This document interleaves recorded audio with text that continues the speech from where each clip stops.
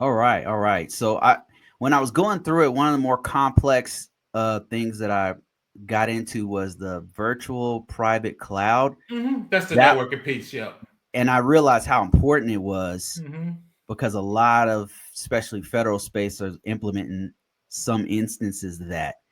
So would you say that that's one of the better ones to get deeper into? Yeah, I mean, you have to because that's going to be your subnet and your traffic. You got to control your traffic, what touches what.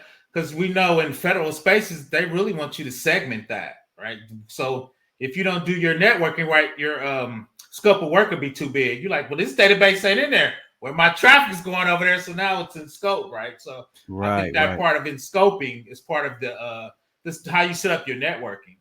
Because really, right, we want to keep the scope small, right? Your attack surface small. So if you say this federal space, this VPC is specifically for that, and these are the things it can touch, right? Now, if I get in there and start running Nmap, and I could touch your whole your whole infrastructure, then all that becomes in scope, right? So I think that's where that VPC, and we always talk about networking really is the foundation for a lot of cybersecurity, which puts that in there for GRC. So right, right. And if you guys are just joining me, I've got Professor Black Ops on YouTube, and we're live. We are. Somebody asked me, "Is this live?" This is live right now. You can ask questions.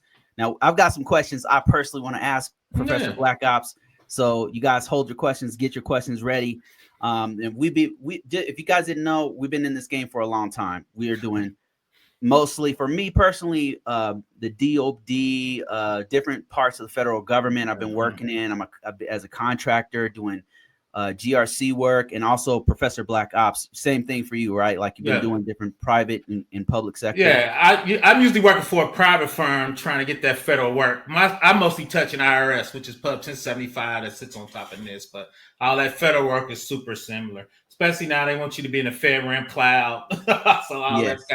all that's the same, right? So that's one reason. Long story short, how I got an AWS, I was working for, and I just said the Indiana State Department of Revenue as a consultant, and all our third party vendors were in AWS. So I'm like, dude, I don't know how to assess this stuff. I need to roll my steeds.